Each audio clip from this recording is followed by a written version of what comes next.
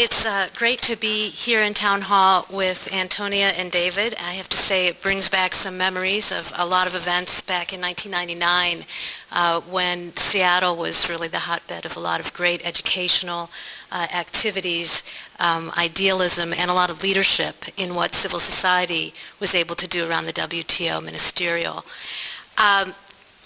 Last night I started reading Antonia's book. I just got it yesterday, and I had actually competed with the Bulls game, and I grew up in Chicago, so I decided not to watch the last half of that.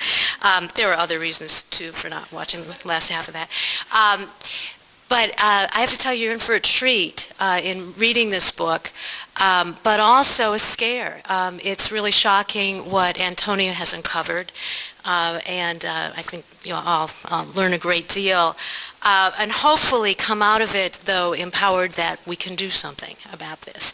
What I thought I would do is spend a few minutes talking about what the trade agreements that we're spreading around the world do for strong health and environmental policies. I run the Earthjustice office here in the Northwest, and that's my vantage point of working for strong policies and why I got involved with globalization policies in the first place. And basically what we have in the trade agreements is a mandate to deregulate on a global scale. We have a set of rules that look for obstacles to trade, and they find them in things that many of us would consider domestic prerogatives to protect people and the environment. And yet the rules are stacked against these kinds of policies, and the system is stacked against it because the decisions are made an ocean away from the people and the places that are impacted. And they're made not by our elected officials, but by trade institutions that have this single-minded focus. And let me give just 3 examples that illustrate how the trade agreements are hostile to the kinds of environmental and health protections that we want and I think desperately need. First, the trade agreements view natural resources as available to all. So they're basically there for the taking. If a country wants to ban the export of its natural resources, that's viewed to be impermissible because it's discriminating against foreign companies and foreign countries. In the Northwest and throughout the West, we have a ban on the export of unprocessed timber. It's called raw logs in kind of colloquial terms. And the concept is that we should limit pressures on deforestation and limit what we do cut from our public lands to local industries and local communities. It makes a lot of sense.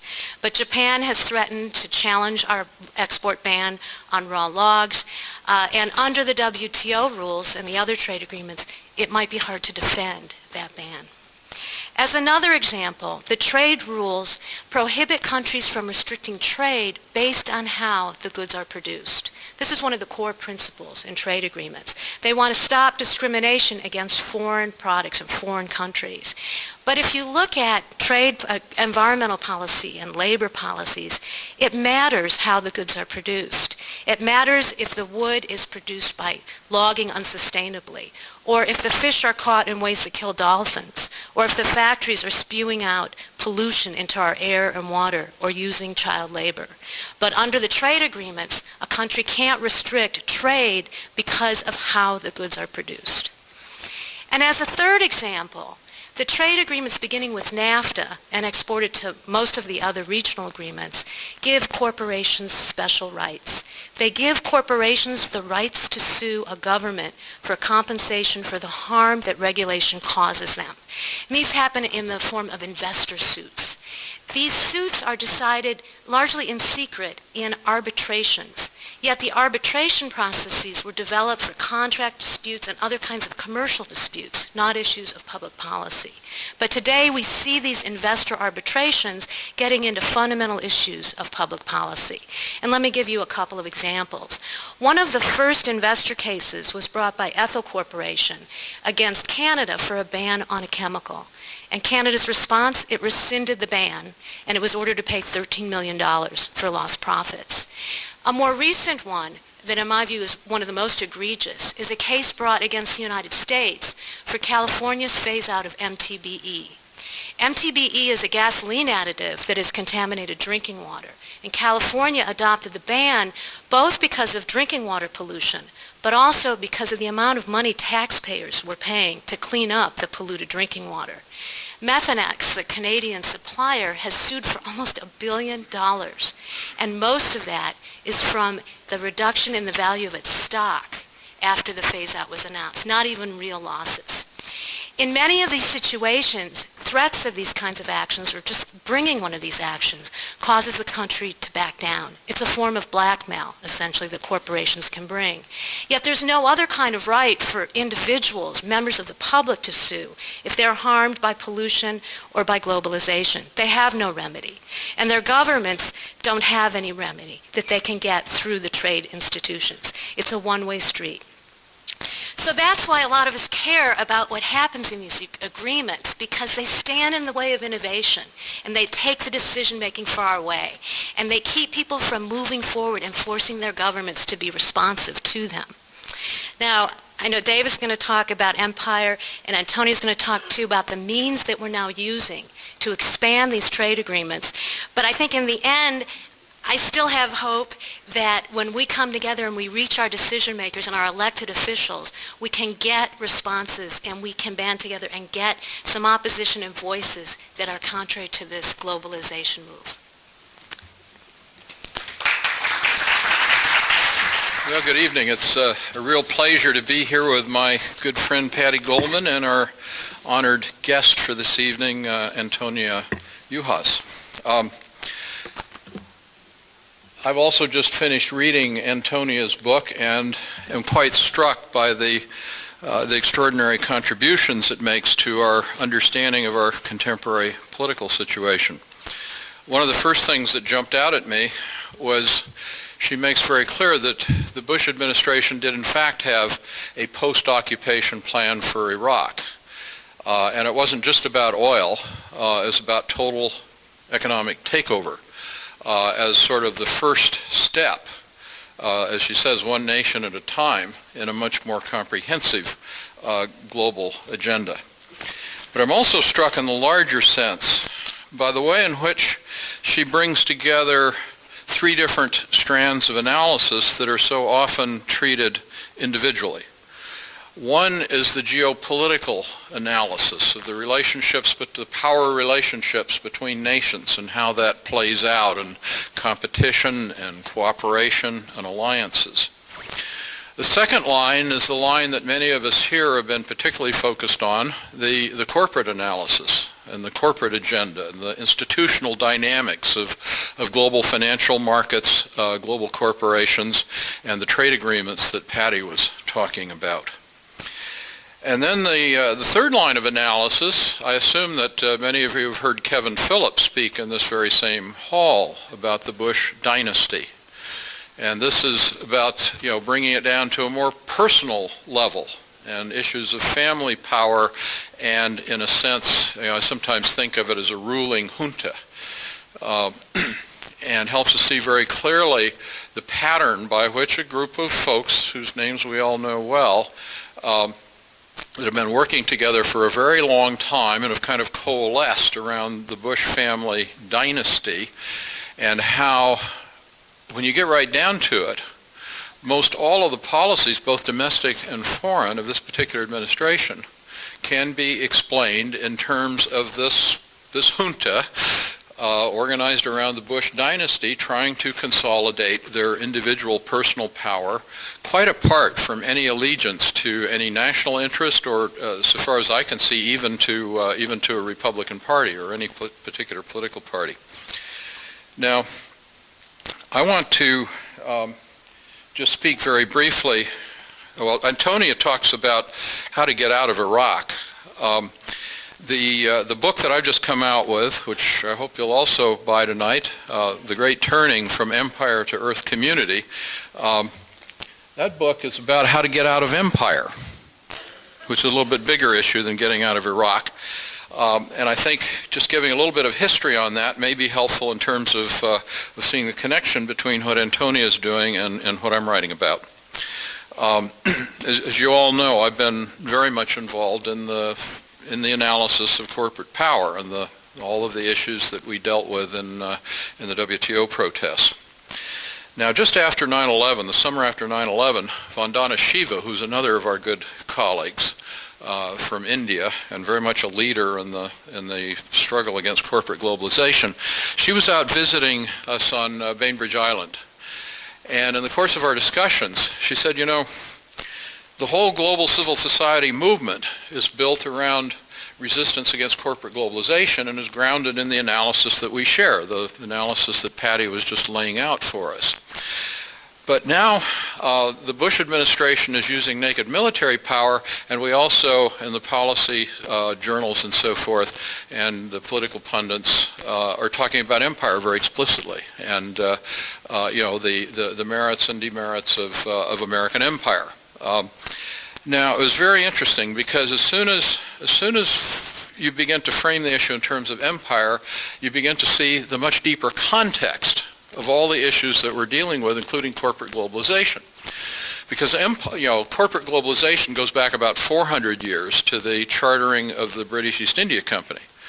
Empire goes back to the formation of the first empires in Mesopotamia, which of course, not coincidentally perhaps, is what we now call Iraq. And it's kind of like empires coming full circle. But, you know, then you recognize, my goodness, you know, this is not just about a particular institutional form. This is obviously very deeply embedded in the human psyche, in our institutions, and in our cultures for a very, very long time. At the same time, you know, as you begin to understand these dynamics, you see that once you get into you know, what this empire is about, is structuring human relationships at all levels, from the relationships among nations to the relationships among family members by dominator hierarchy. And as soon as you start doing that, you're in a situation where, you know, you've got a few people on top, most people on the bottom, and you have structured in an inevitable, inexorable competition for who's going to be on the top and who's going to be on the bottom. And so much of our human history and so much of our current politics can all be understood within that framework. Now, you also see historically the seamless transition that we've been through as the first empires were organized around city-states, and then as we moved into the more modern era following the fall of the Roman Empire and after the Middle Ages, we began to develop the nation-states and the nation-state empires, you know, the Great British Empire and the various European empires. And then you see subsequent to that, I mean, these are the structures with which this elite dominator power is organized. And then most recently, we've seen that morph into the modern global corporation. Now, the dynamics remain the same, and it's all about different institutional systems that allow a small ruling elite to maintain power. Now, we're coming up against the limits of the planet.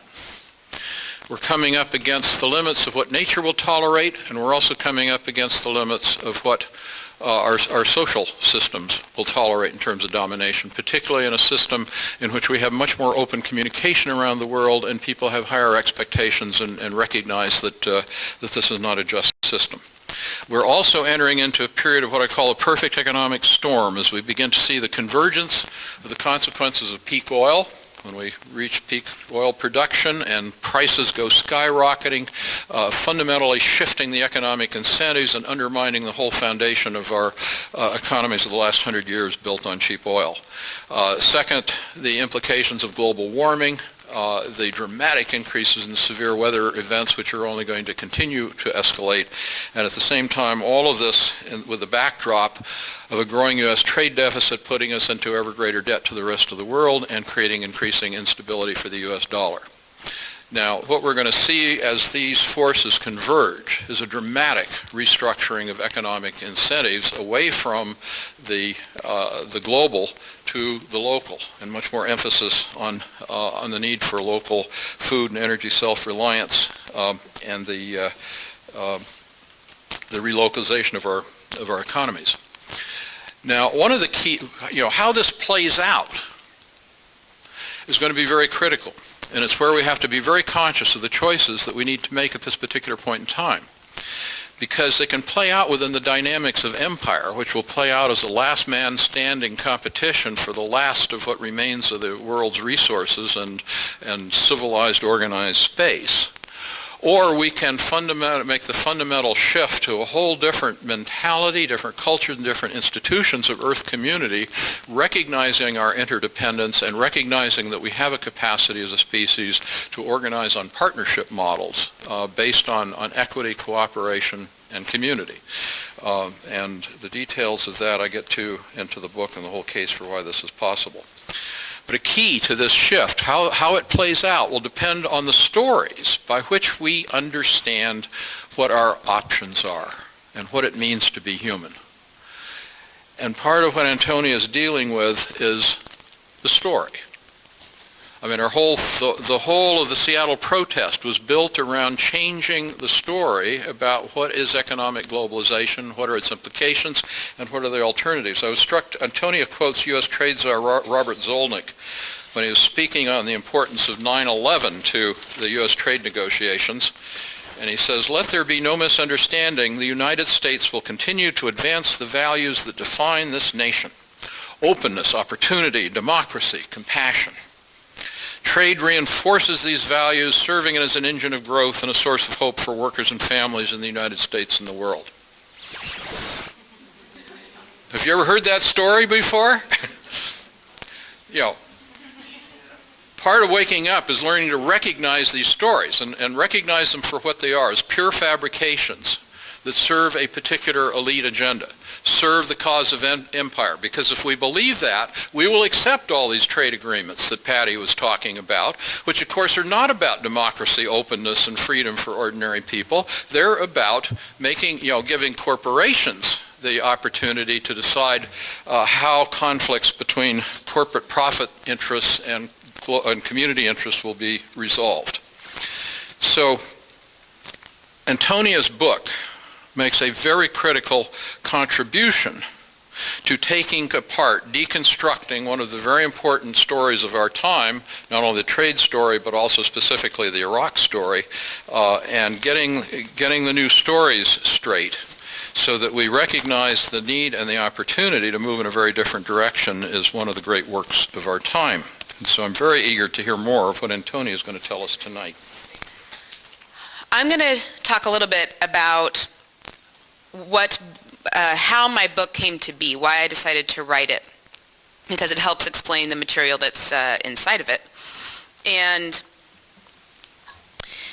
as Karen said in my introduction, I worked for a time for Congressman John Conyers Jr. from Michigan.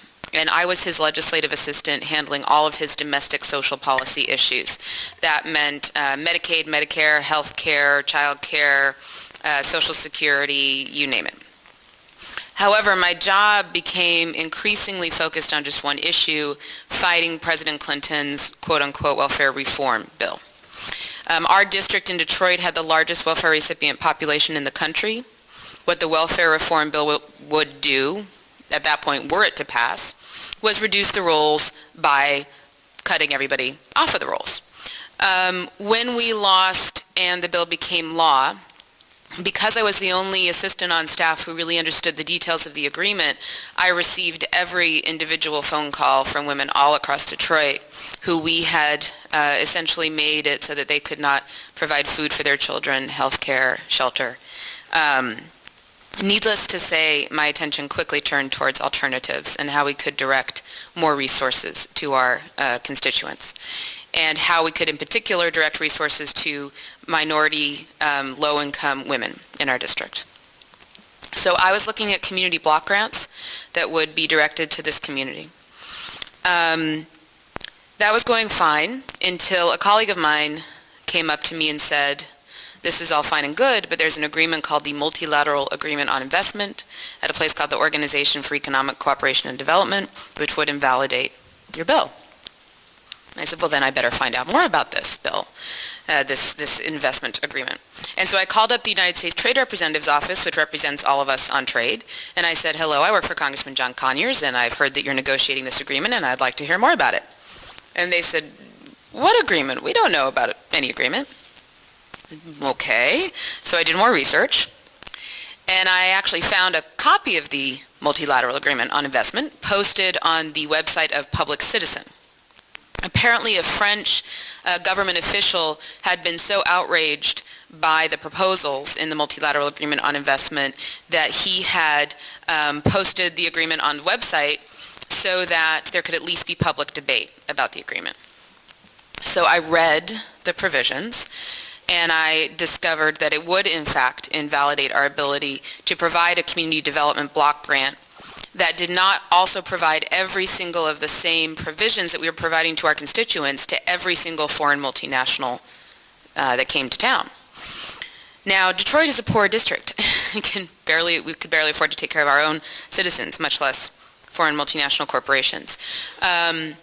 So then I called back the U.S. Trade Representative's office, and I said, I want to hear about this agreement you're negotiating. And they said, you're right, we are negotiating an agreement, but Congressman Conyers is not on the appropriate committees, so you can't learn more. And two, you really just shouldn't worry your pretty little head about it. And I quote, needless to say, I was quite worried and became increasingly worried because it was clear that not only was there a multilateral agreement on investment being negotiated, but the Clinton administration was one of the most aggressive pursuers, and that it would in fact invalidate the work that we were doing, but more importantly, I came to see how multinational corporations were essentially leapfrogging our ability to write domestic, local legislation on behalf of all of our constituents. And not only was that happening, but the government that I worked for was complicit in the process.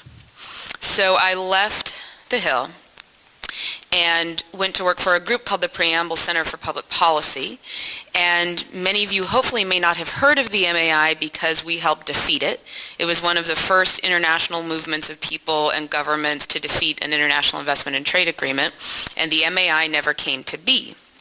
However, its advocates, which really wanted it, worked very hard to have those provisions moved for consideration to the World Trade Organization meeting in 1999 in Seattle. And that brought all of our international community that had worked to defeat the MAI at the Organization for Economic Cooperation and Development to Seattle to participate in the protests, which in historic fashion shut down the meetings and stymied the World Trade Organization, a position from which it really hasn't emerged.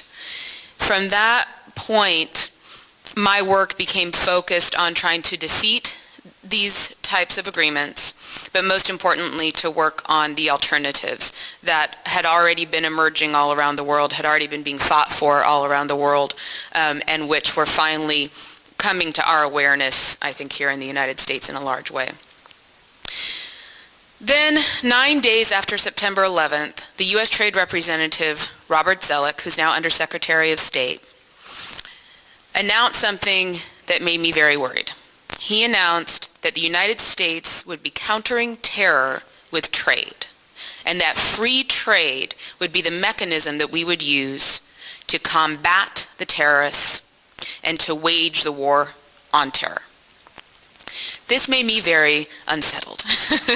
I think most people in this room are familiar with the horrific consequences of free trade agreements, but most importantly, the incredible increases in economic inequality the world over, within countries and between countries.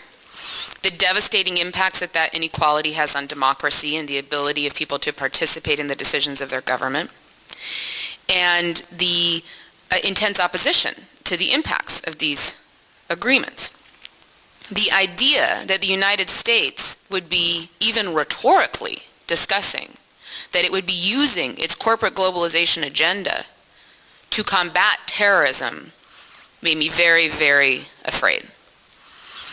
And it caused me to focus intently on what was this agenda, what did it actually mean in practice, whose agenda was it, what were they trying to accomplish, where did they hope to go with it. I began to focus on 4 corporations, Bechtel, Chevron, Lockheed Martin, and Halliburton, as I began to look at the members of the Bush administration. And while the book is entitled The Bush Agenda, what I argue is that this is an agenda which very much predates the current president, which its advocates certainly hope will outlast him, but which has reached its most aggressive implementation under this presidency, and therefore it's called the Bush Agenda. And also, as David was suggesting, he is not random. He is not a random figurehead.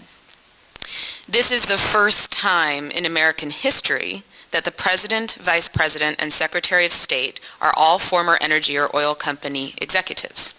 In fact, President Bush and Condoleezza Rice have more experience as oil company executives than they do as government officials. It's well known that Condoleezza Rice has an oil tanker named after her, a Chevron oil tanker. It's less well known that she earned it. She worked for 10 years on the board of directors of Chevron as the head of their policy committee. She participated in the policy formation and implementation of some of the most deadly corporate practices that I've seen a corporation engage in, which I delineate in the book, particularly in Ecuador and in Nigeria. This administration also received 13 times more money from the oil industry in the 2000 election cycle than their challengers, and 9 times more money in the second election cycle, 2004. And essentially the industry is getting what it paid for. This administration has provided intense tax cuts, subsidies, deregulation, has allowed for an intense level of vertical and horizontal integration within the oil sector. So first of all, many of us remember when Chevron was separate from Texaco, was separate from Unocal, when Exxon was separate from Mobil, when Conoco was separate from Phillips. But more than the merging of the companies has been the vertical integration. So the same companies now in controlling or participating in, engaging in, exploration, production, refining, marketing, sales, such that the 10 largest oil companies in the world now can produce more oil every day than Saudi Arabia. And they also control about 30% of the price of every dollar of gasoline that we buy. Because about 50 cents is the cost of a barrel of crude oil, and about 25 cents is federal and state taxes, and the rest is refining, marketing, and sales and profits. So if the same company is doing refining, marketing, and sales, they're controlling that huge chunk. The Bush administration has allowed essentially this industry to determine supply of oil, how much is refined in the United States, so how much access to oil, gasoline we have, and the price to a large degree. In addition, this administration has fought a war for oil. Now, I know that's a radical statement these days. I think it was a war for oil. I think it was a war for lots of other things as well. But those other things have a lot to do with oil too. And it's amazing how radical of a statement that still seems to be. I end up focusing on Iraq because, well, we're at war with that country, and 2, because, as I said, that this is the place where this agenda has been most aggressively applied. The agenda ends up being, when you look back at the writing and the political practices of this cabal of men, Dick Cheney, Paul Wolfowitz, Rumsfeld, Khalilzad, Pearl, Edelman, the names are familiar to us. 2 tracks. One is an intense commitment to the building of the American Pax Americana, as David has referenced. They use the term Pax Americana in the writings of the Project for the American Century, which we on the left harp on the Project for the New American Century a lot. Not enough. A full 16 members of the current Bush administration participated in the Project for the New American Century, including Cheney, Rumsfeld, Wolfowitz, all the key players. They're the ones who put their names on that writing. We are the ones that need to expose what those writings said. One of the key documents says 19 times that what the United States needs to do is maintain the Pax Americana. That is a reference to the Pax Romana, the idea, I think a false one, which I explain in detail in the book, that there were 200 years when Rome was so militarily and economically dominant that no other nation in the world would even seek to challenge it, and therefore it guaranteed world peace and everything was great. Rome was certainly very militarily and economically dominant. The concept that that was peaceful is a huge myth. The fact that these men state their commitment to the United States not just being an empire, but maintaining an empire is very troubling. But more importantly, that they've actually engaged in, I think, the most clearly imperial war in modern American history in Iraq. And this war is the culmination of their ideas, which are, first, the most dominant military on the planet. And to achieve that military, they proposed an increase in military spending of $15 to $20 billion per year. Who knows how much we're spending on the war in Iraq per month? 10 billion. 10 billion a month. These guys have gotten what they wanted and then some, right?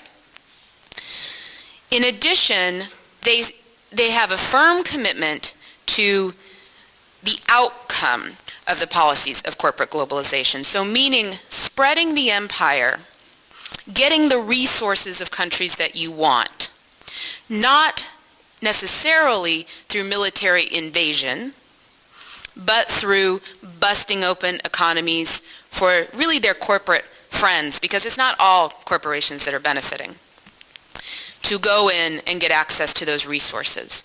So a spreading of the American empire using the military to bust open economies. What makes this administration unique is the overt teaming of the U.S. military as the tool for advancing its corporate globalization agenda. What I found very interesting in trying to understand this administration was comparing it in the relationship to Iraq. So I look at the economic history of the U.S. economic history with Iraq. And that's also part of the reason why I ended up focusing on these four corporations, because they have a very long history with Iraq, was the differences between Reagan and Bush Sr. and their economic engagement with Saddam Hussein and this administration. So to articulate that quite simply, I'm going to read a quote. The U.S.-Iraq, why do I always forget the things that are in my own book? I believe it's called the U.S.-Iraq Business Forum, was a forum in which Bechtel, Halliburton, Lockheed Martin all participated, and Kissinger Associates were two, in which Chevron participated, were two lobbying groups that aggressively lobbied the Reagan administration to increase its economic relationship with Saddam Hussein, something that Reagan did do. And actually one of the key advocates of that pursuit was George Shultz, who spent 8 years as the president of Bechtel. He left Bechtel to become Secretary of State under Reagan. As Secretary of State, he aggressively worked and lobbied with Saddam Hussein to try and increase Bechtel's access to Iraq's economy, in particular the building of a pipeline that would take Iraqi oil out of the port of Aqaba, Jordan, that Bechtel would build.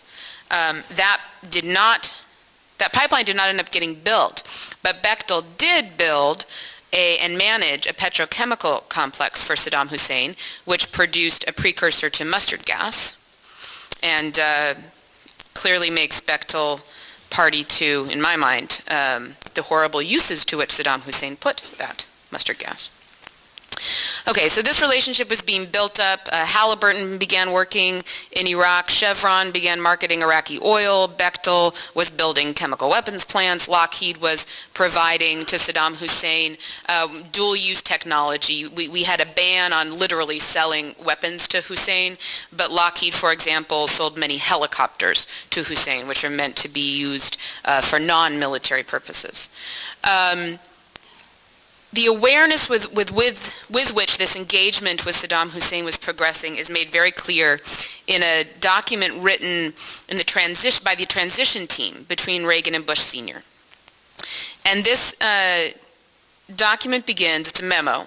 The end of the Iran-Iraq War in 1988 offered the this is my sentence introducing the memo, offered the newly elected Bush administration a fresh opportunity to alter U.S. relations with Iraq.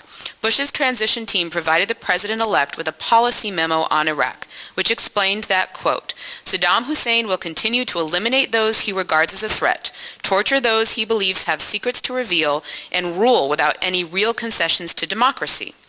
They argued that engagement, however, was the appropriate response. The United States would have to, quote, decide whether to treat Iraq as a distasteful dictatorship, to be shunned where possible, or to recognize Iraq's present and potential power in the region and accord it relatively high priority. We strongly urge the latter view. Two reasons offered in the paper were, first, Iraq's vast oil reserves, which promised a lucrative market for U.S. goods, and the fact that U.S. oil imports from Iraq were skyrocketing. In fact, during Bush Sr.'s administration, U.S. exports of Iraqi oil more than tripled and were up to 1 million barrels per day when Hussein invaded Kuwait. Immediately after Hussein's invasion of Kuwait, Bush Sr. declared, our jobs, our way of life, our own freedom, and the freedom of friendly countries around the world would all suffer if control of the world's great oil reserves fell into the hands of Saddam Hussein.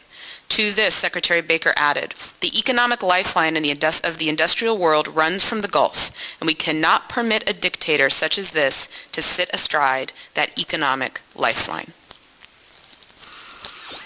Bush Sr. tried to unseat Saddam Hussein, did not succeed at that during the war, but attempted a covert CIA replacement of Saddam Hussein. That failed, and for 10 years, Cheney, Wolfowitz, Rumsfeld, Khalilzad wrote about the need to unseat Saddam Hussein, and Wolfowitz in particular, to gain U.S. access to Iraqi oil. 10 days after the second Bush administration came into power in 2000, Cheney organized the Cheney Energy Task Force. This included Bechtel, Chevron, Halliburton, Exxon, all of our friends. The only reason why we know what came out of those meetings was because the Supreme Court ruling made that happen. And included in that, in their meetings, was something called a little piece of paper that said, foreign suitors to Iraqi oil. And it listed the foreign companies, none of which were American, which had signed oil contracts with Saddam Hussein and the oil fields that they had signed contracts for. And underneath a heading that said, the United States needs to increase its access to foreign oil. Saddam Hussein had signed these contracts, but none of them could come into play while the sanctions were in place. However, the writing was on the wall. The world public opinion had strongly turned in opposition to the sanctions because of the brutal effect they were having on the Iraqi people. It became clear that the sanctions were going to be eliminated. U.S. oil companies in the Bush administration saw the writing on the wall as well. As soon as those sanctions were eliminated, all of that oil would go to all of those foreign countries, and the United States would be shut out. So we invaded. What made this president and this administration markedly different from his predecessors was that he didn't just decide we're going to replace Saddam Hussein. He said we are going to invade, occupy, transform the entire economic and political infrastructure to lock in our continued guaranteed access to that economy. And then we are going to advance, after we have scared the bejesus out of everybody, we are going to advance that agenda to the rest of the Middle East through a U.S. Middle East free trade area. Now, Central America, South America, Africa, poor regions that had to succumb to the policies of the International Monetary Fund, the World Bank, the World Trade Organization. They essentially did not have an economic choice. The Middle East, almost completely insulated from such agreements. Why? oil, they had money, they didn't have to succumb. These countries are essentially falling by the wayside, as I would describe it, having to adhere to the U.S. Middle East Free Trade Area, and I'll get to that in a minute. I'm going to explain really quickly the economic invasion of Iraq, which is a focus of the book, and I go into detail in the book. So as David said, 2 months prior to the invasion of Iraq, the Bush administration had the post-war invasion plan set. They signed a $250 million contract with a company called Bearing Point Inc. Bearing Point Inc., for that money, wrote an economic transformation of the Iraqi economy.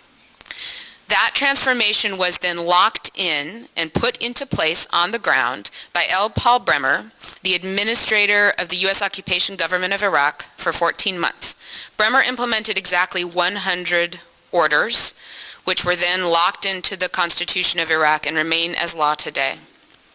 Those orders, for example, put into place the same investment provisions which Patti just spoke about, that in the North American Free Trade Agreement forced the Canadians to eliminate their law in protecting their groundwater from a deadly chemical, in which we might have to do the same thing.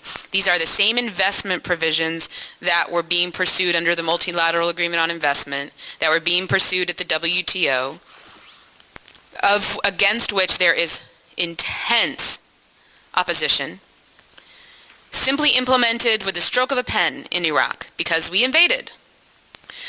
Also in those provisions was something called national treatment, which made it impossible for the Iraqis to preference Iraqi companies or Iraqi workers in the reconstruction.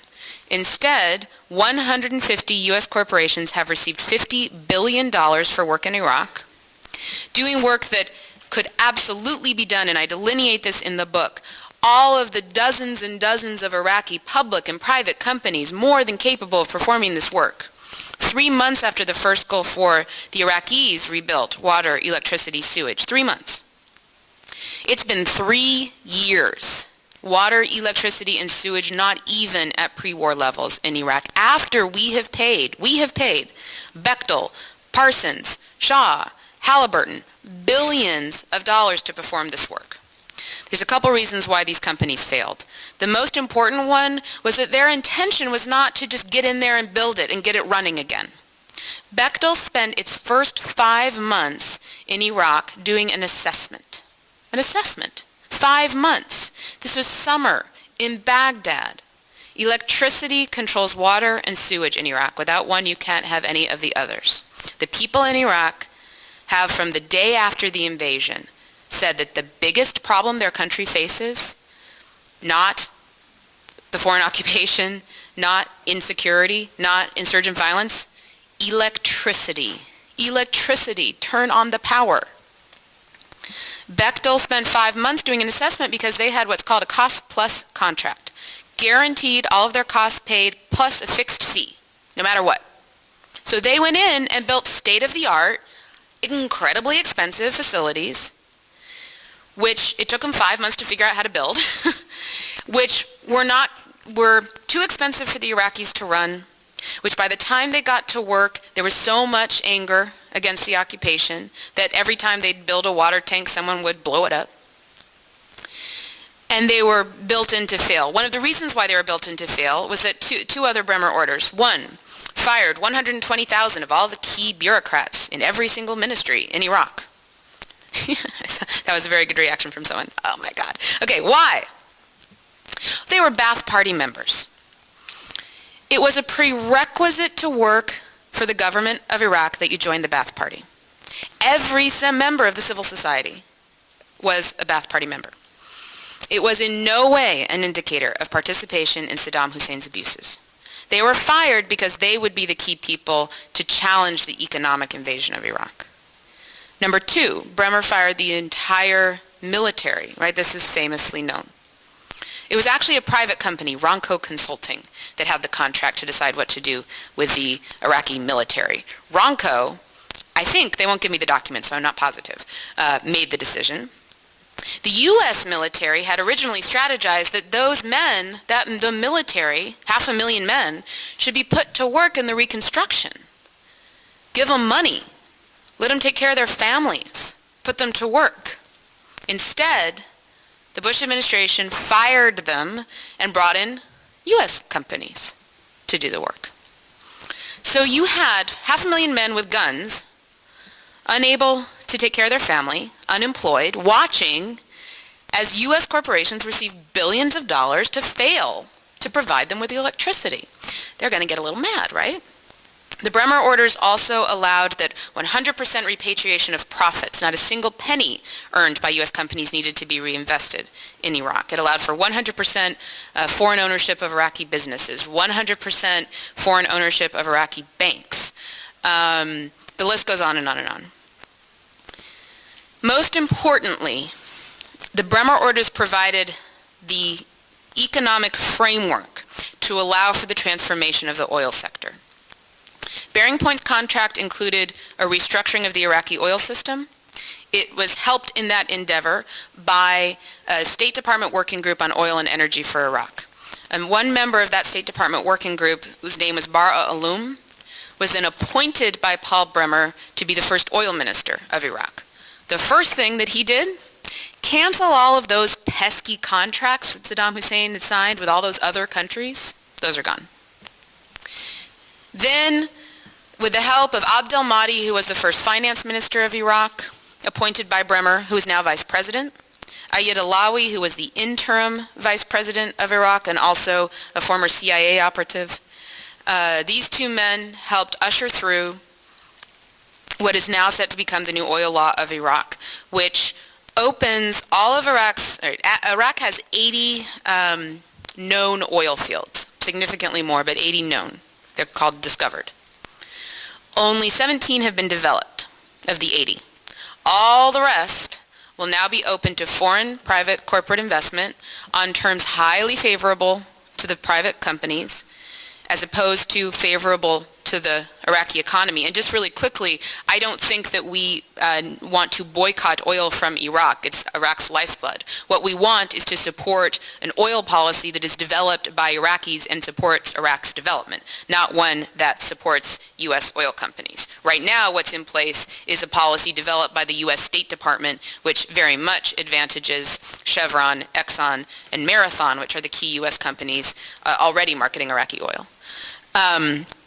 Two things are waiting for the implementation of this law. Well, the law is only waiting to be implemented for the actual formation of the permanent Iraqi government. The contracts can then be signed. But what the oil companies need is security. And what better security force than 150,000 American troops? So I worry that unless we have a lot to say about it, the war in Iraq is running on an oil timeline, and that U.S. troops won't be withdrawn until those oil companies are able to get to work. Now, that economic transformation has now been moved to the rest of the Middle East, and I'm going to wrap this up real quick.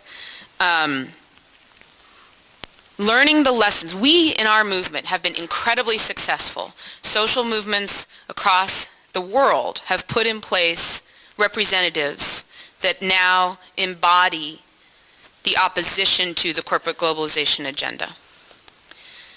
Those governments have stymied, by working together, have stymied the free trade area of the Americas, have stymied the World Trade Organization. We have stymied the World Bank and the International Monetary Fund. So what Robert Zoellick initiated, and which the Bush administration is aggressively moving forward on, is a new model of negotiating in the Middle East, which is a series of bilateral negotiations. Every country has to negotiate individually with the United States, one-on-one, so they can't team up.